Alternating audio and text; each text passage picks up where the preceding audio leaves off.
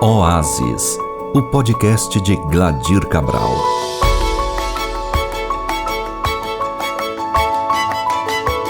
Este é o podcast Oásis e eu sou Gladir Cabral. Você é muito bem-vindo ou bem-vinda. Este é o nosso primeiro passo de uma caminhada, de uma longa caminhada que vai nos levar através dos livros dos Salmos. Eu, há 5 anos atrás, comecei um projeto de devocional mesmo, um projeto de ler as Escrituras e de meditar e de orar e estudar no livro dos Salmos, com o desafio de escrever uma canção para cada salmo. E, bom, eu acabei realizando essa tarefa e eu quero agora compartilhar com vocês. E vou fazê-lo por meio deste espaço, por meio do podcast Oásis. E na medida do possível, sempre que me ocorrer a ideia certa, o momento certo, eu quero compartilhar com vocês sobre essa experiência de meditação. Eu quero falar sobre oração, sobre contemplação, sobre composição também, sobre como as canções nascem, não é? E eu acho que isso também é uma coisa interessante para compartilhar essa experiência, para compartilhar com vocês. Mas o tom desse programa, né, desse podcast, o tom é devocional, quer dizer, o que eu quero criar aqui é um espaço virtual, digamos assim, mas de um momento real da minha vida, afinal de contas, né? Estamos no mundo real, apesar de todo esse avanço tecnológico, eu ainda estou aqui num momento muito, muito corpo e alma nesse trabalho, nessa caminhada, tá? Então, eu quero, nesse contexto, né, partilhar essa experiência de leitura. Então eu vou ler os Salmos, vou ler algumas passagens. Os Salmos que forem muito grandes, nem sei como é que eu vou resolver. Eu acho que vou acabar lendo apenas alguma parte mais significativa, eu vou fazer algum destaque. Mas eu também quero ler, quero trazer, na medida do possível, textos literários. Quer dizer, quero fazer um diálogo com poetas, com escritores, com jornalistas, com filósofos, com pensadores, e com esse mundo da cultura. E quero tentar fazer esse diálogo com as Escrituras junto, no meio, né? Então, por que esse nome, né? Por que Oásis, né? Que nome estranho, sei lá. Mas o Oásis, justamente por conta dessa metáfora, né? Do deserto em que vivemos, né? Nós vivemos num mundo que praticamente se desertificou, ou que se está se desertificando, né? O mundo está virando um grande deserto, não só literalmente, como de fato está, do ponto de vista ambiental, mas também do ponto de vista humano, né?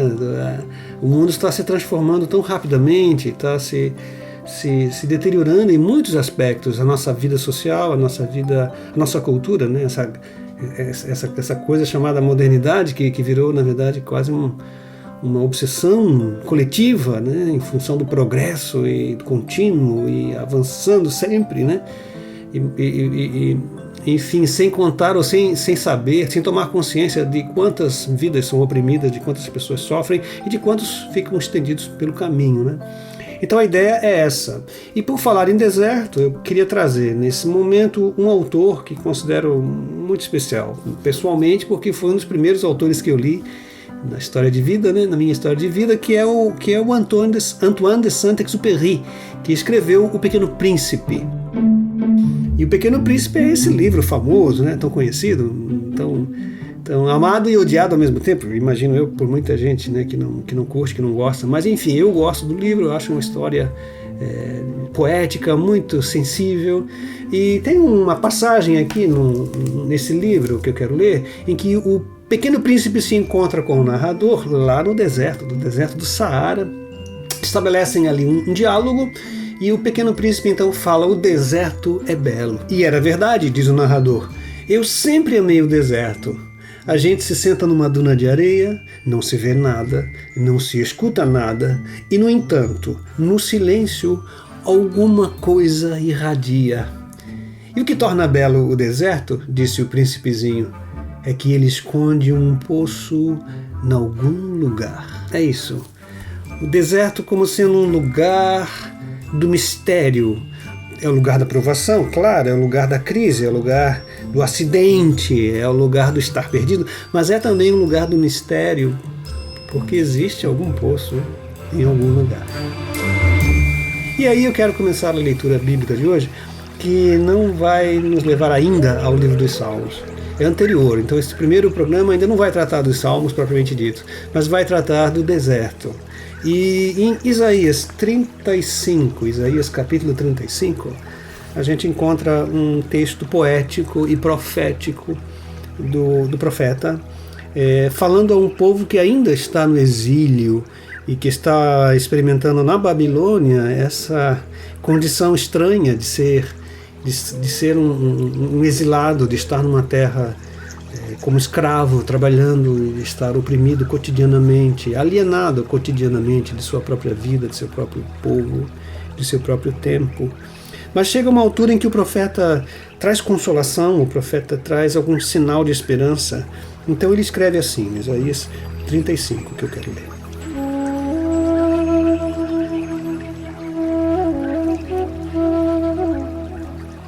O deserto e a terra ressequida se regozijarão.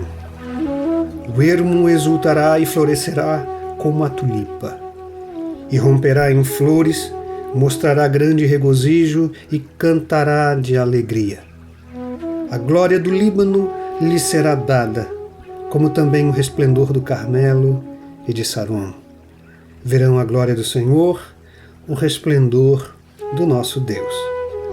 Fortaleçam as mãos cansadas, firmem os joelhos vacilantes, digam aos desanimados de coração: sejam fortes, não temam.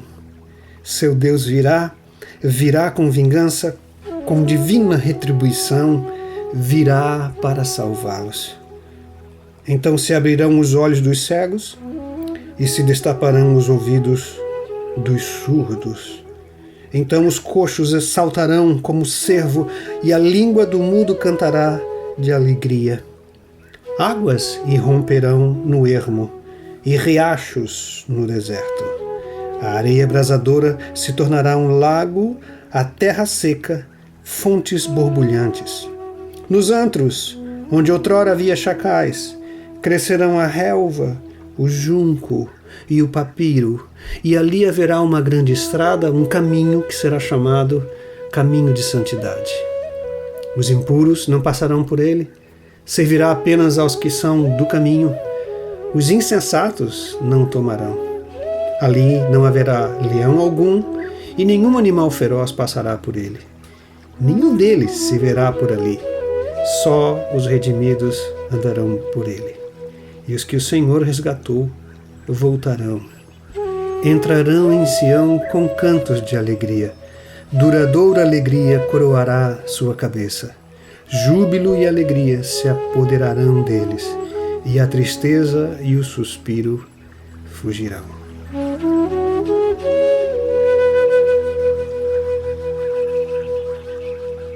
Eu queria compartilhar uma canção que escrevi algum tempo atrás com o meu amigo Tiago Arraes.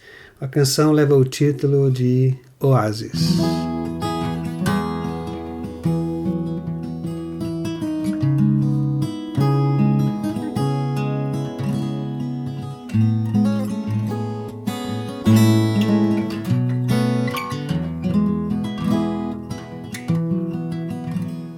Contigo o deserto floresce, contigo amanhã amanhece, contigo a tristeza se esquece de entristecer. Teu sopro é que move as areias, teus olhos acendem candeias, teus dedos desfazem as teias que querem prender.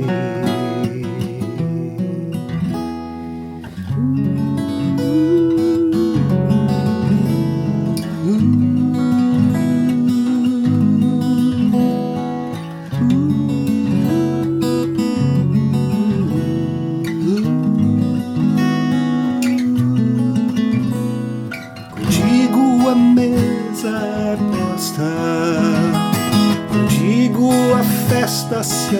lugar. Contigo a casa vazia se enche outra vez.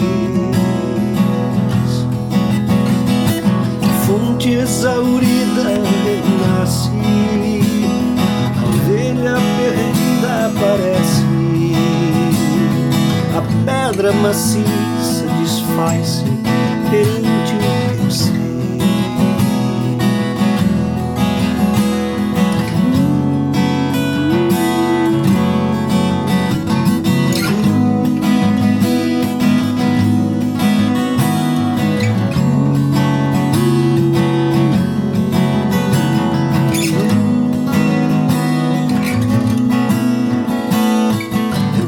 É que dita o compasso,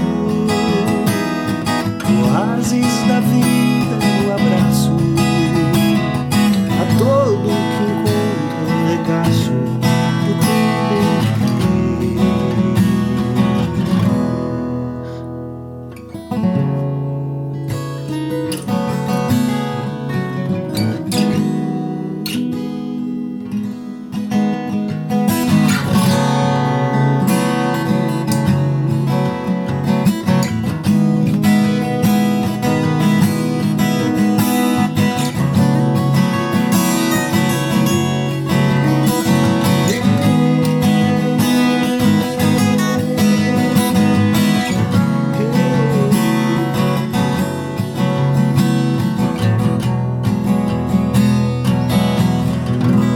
Na passagem que acabamos de ler, o profeta fala desse cenário de exílio, que é um cenário de deserto, de um deserto assustador, um deserto de isolamento, inclusive, que tornava impossível, né, imaginar qualquer fuga, né, porque estavam isolados, estavam ilhados lá no reino da Babilônia, entre lugares arenosos, alguns lugares, inclusive, rochosos, de grande perigo e entre muitas feras.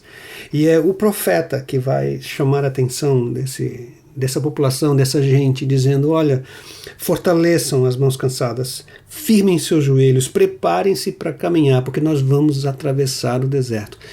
E a glória do Senhor, e é interessante esse versículo que diz, lá no versículo 2, final do versículo 2, a glória do Senhor brilhará no deserto, e o deserto será muito mais belo que o Líbano, que a glória do Líbano, que a glória do Carmelo, que a glória de Saron. O deserto reflorescerá, o deserto será transformado pela glória do Senhor. É interessante porque geralmente a glória estava relacionada nas Escrituras Sagradas, no Velho Testamento, relacionada ao templo, né? A glória do Senhor se apresentava no templo de modo glorioso, ou então ao Sinai, né? Ou então a presença do Deus Eterno naquele período, naqueles anos de peregrinação, uma coluna de fogo, uma coluna de nuvem, né, guiando o povo. E aqui é como se o profeta estivesse dizendo, olha, o Senhor vai fazer de novo com a gente uma coisa maravilhosa que fez. Lembra daquela época em que éramos escravos no Egito e por séculos servíamos aqueles povos todos, aqueles estrangeiros todos, e o Senhor nos libertou e o Senhor mostrou sua glória e o mar se abriu. Pois bem, veremos de novo o poder restaurador do Senhor. É que o Senhor tem um amor que não acaba jamais por seu povo. É um amor que se desperta ao longo da história. E de novo haverá beleza, haverá vida, de novo haverá alegria, de novo haverá cânticos. Então, tanto é um salmo que fala sobre as belezas naturais, né, das flores, do vento e do oásis, porque fala de fontes que nascem no deserto, né, fala de relva crescendo, de junco, de papiro, que são aquelas plantas que crescem onde há umidade, né? Então ele fala que tudo isso acontecerá de novo, acontecerá no deserto, porque a glória do Senhor há que se manifestar. Bom, queridos, eu queria compartilhar com vocês esse sonho, né, esse desejo, que se realiza, evidentemente, em Cristo Jesus, porque Ele é o nosso grande caminho aberto no meio do deserto, né?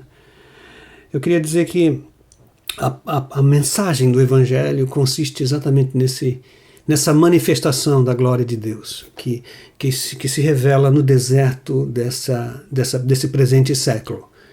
Né? Lembrando daquelas palavras do profeta, né? Voz do que clama no deserto, prepara o caminho do Senhor. Né? Lembra disso? É o próprio profeta que fala essas coisas. Né? E assim como o Senhor se manifestou para o profeta Isaías, ele se manifestou plenamente em Cristo Jesus, porque ele é o verbo de Deus, né? Encarnado, ele é o verbo caminhando entre nós. É dele que fala a voz que clama no deserto, é dele, é do Senhor Jesus. Não é legal isso? Então, queridos, eu creio, e essa é a grande esperança, né? Que o Senhor ainda haverá de fazer uma coisa grandiosa em nosso planeta, em nossa Terra.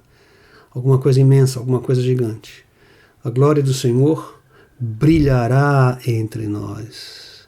A glória do Senhor vai transformar esse deserto num imenso jardim. E onde não havia caminho, onde não havia alternativa, onde havia apenas prisão, onde havia apenas desalento, haverá um caminho novo. Um caminho que o Senhor abrirá. E ao mesmo tempo já abriu em Cristo Jesus. É isso, é esse tipo de coisa que eu queria compartilhar com vocês, esse tipo de reflexão, né? E é claro, nas próximas vou fazê-lo a partir da leitura dos Salmos. E os Salmos são maravilhosos e marcaram a vida de muitas pessoas. Muitas pessoas disseram coisas belas sobre os Salmos. Por exemplo, há um teólogo chamado Roland Protero que diz: o livro dos Salmos contém toda a música do coração humano. Essa experiência da integralidade dos Salmos, né? Muitos falam sobre isso. Os Salmos contêm a amplitude da vida humana. Um teólogo tradicional, conhecido de muitos de nós, chamado João Calvino, né? João Calvino tem um comentário todo especial dedicado ao livro dos Salmos e ele disse certa vez: costumo definir este livro como uma anatomia de todas as partes da alma, porque não há sentimento no ser humano que não esteja aí representado como um espelho. Diria que o Espírito Santo colocou ali, ao vivo, todas as dores, todas as tristezas, todos os temores, todas as dúvidas, todas as esperanças, todas as preocupações, todas as perplexidades, até as emoções mais confusas que agitam habitualmente o espírito humano. Então, para Calvino, o livro dos Salmos é um livro que dentro dele está a vida humana, em toda a sua plenitude. Bom, a experiência que tive nessas leituras, nesses 5 anos que tive lendo e orando, né, no livro dos Salmos, foi exatamente essa mesma sensação de completude, essa mesma sensação de conteúdo da complexidade humana no livro dos Salmos. Foi isso que eu percebi também nessa leitura. E um outro pensador cristão,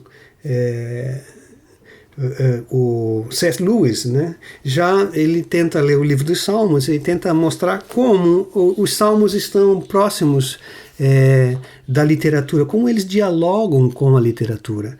E C.S. Lewis, inclusive, fala sobre esse interessante exercício, né, de ler os livros dos Salmos, de ler o livro dos Salmos como literatura, né? E então ele diz assim: o que precisa ser dito, contudo, é que os Salmos são poemas, e poemas existem para serem cantados. A Bíblia não deixa de ser uma obra literária. Não pode ser lida adequadamente, exceto como literatura, e as suas diferentes partes devem ser lidas como os diferentes tipos de literatura que são. Ele fala isso em seu livro Lendo os Salmos, né? Então, ele é um defensor dessa experiência da literatura, da Bíblia, né, e do livro dos Salmos especificamente, como uma experiência de leitura literária, né?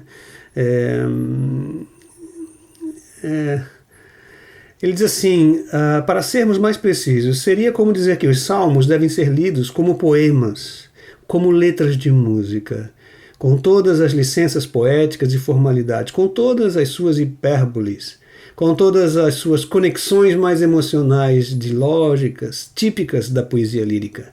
Para que se possa compreendê-los, é preciso que sejam lidos como poemas. O livro dos Salmos é poesia no seu estado mais puro. Poesia que fala da vida humana, da experiência humana, fala da alegria e fala da dor, fala do medo, fala da liberdade, fala da paixão, fala da confiança, fala da esperança. É poesia no seu sentido mais pleno.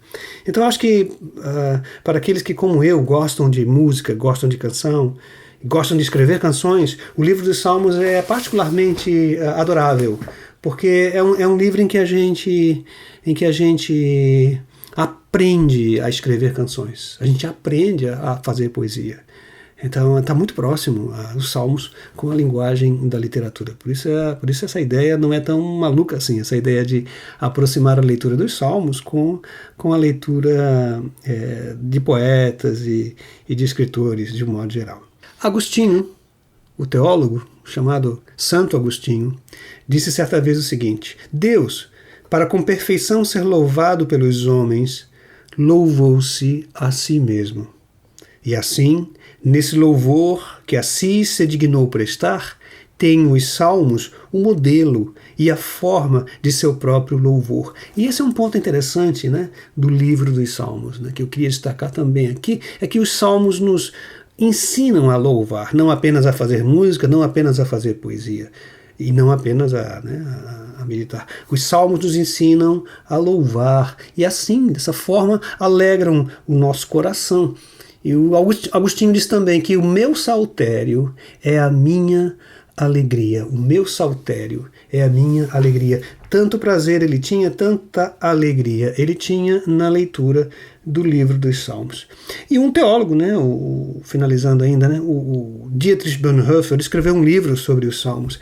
E para Bonhoeffer, os Salmos são um livro de oração. Elas são uma escola de oração. Se você quer aprender a orar, vá ler o livro dos Salmos, porque ali há grande e rico ensinamento para os que querem aprender a orar.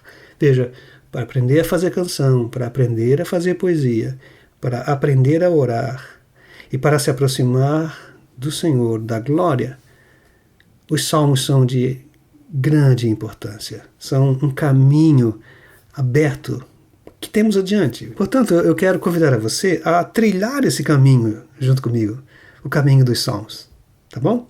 E, bom, eu queria terminar esse nosso primeiro podcast com uma oração, e sempre vou terminar com uma oração escrita, mas é claro, eu vou terminar essa oração com um pedido para que você faça a sua oração assim que terminar esse podcast, tá? E lembre-se de orar por aqueles que sofrem, por aqueles que estão enfermos, por aqueles que estão enlutados, por aqueles que estão deprimidos, tá? Lembre-se de orar para as pessoas que precisam muito de consolação e de misericórdia. Eu gostaria de terminar esse podcast com uma oração que é assim: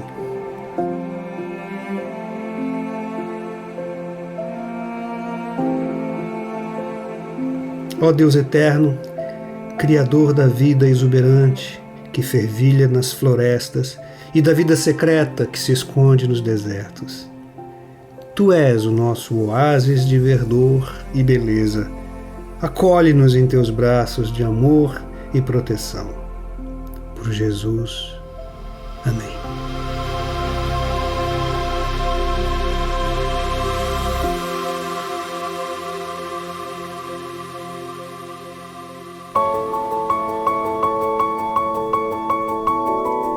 Oásis, o podcast de Gladir Cabral. Contato e sugestões gladircabral.com.br